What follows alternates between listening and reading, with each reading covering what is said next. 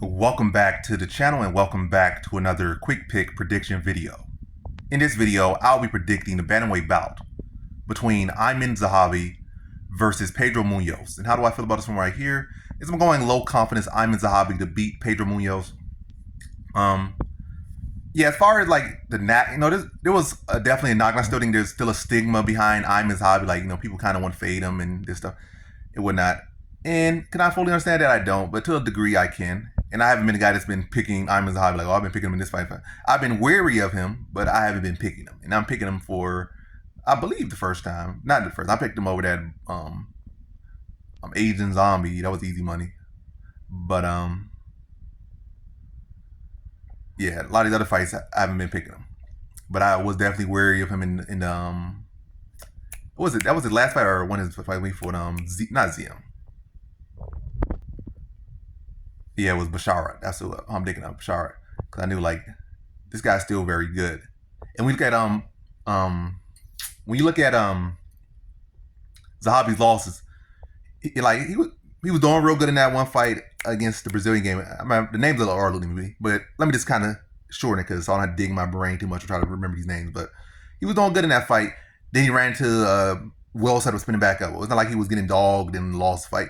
And then he lost another fight to Morales, who's an underrated fighter. Vince Morales, like solid fighter, kind of struggles to get wins, but another fighter who's very skilled just struggles to get wins. It's not like he just went out there, oh, this guy gets wrestled all the time, this guy gets chinned all the time. Like, Zahabi didn't really have a clear track record of losing. Like, oh, this guy can't defend the guillotine. Oh, this guy can't defend the triangle. Oh, this guy can't stop a right hand. It wasn't like that. Zahabi has always been a guy who has a well-rounded skill set and well-trained and well-versed and all these things. So it's not like he's just some bum. And I think he's very live here as a dog against Munhoz. And I think my biggest concern here, I haven't really seen how he deals with legs, because I think that's the biggest thing. It's not the power of Munhoz, not the striking skills of Munhoz. It's more so Munhoz does have some good calf kicks. Maybe that could play a factor.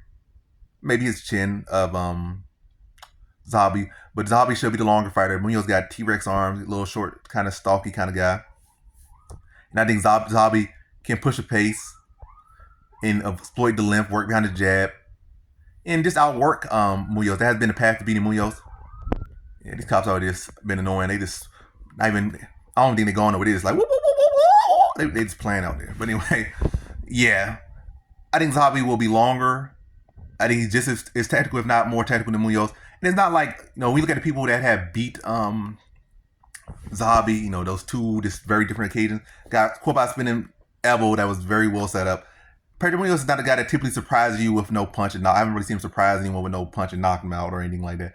It's always pretty much you see it coming. It's like, can you stop it? And Zahabi has the skills and technique and the footwork to be able to avoid the big shots of Pedro Munhoz, who will typically be given a reach advantage. I also feel like Munhoz is kind of declining and has been outworked several times.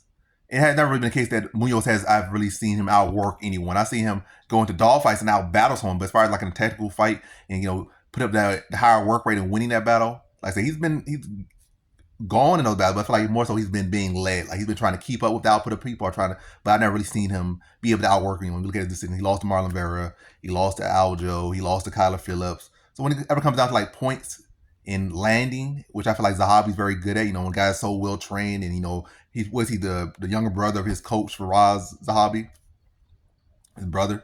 And Zahabi's very good in that technical game, very good at playing that touch, but very good at playing tag.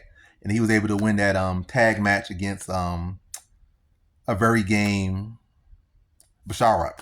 So I think it's going to be another one of like kind of output fights. Who could pick the better shots, who could land the better shots, and who has the higher work rate, higher output.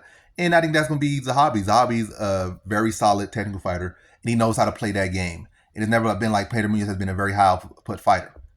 And also at this point in his career, Pedro Munhoz not really finishing no one or really hurting no one too much at this point in his career. So, he like kind of pushing 40. We started pushing 40 at any weight class, like the knockouts start to drop, except maybe at heavyweight. But at other weight classes, you start to see somebody turn 40, they were knockout artists. Now you see decision. And they kind of try to play a points matchup with more of a point fighter. And I think Zahabi's going to win that battle probably like 7 times out of 10. My confidence isn't 7 out of 10, but I would say if it's going to come down to points matchup, which most likely going to come out down to footwork and who could pick the better shots, land the better shots, put the higher output, I think Zahabi could do that, and I think he gets his hand raised in a decision victory. Definitely competitive, but I think Aiemann Zahabi wins it clear enough. So in this one, I have Aiemann Zahabi via decision.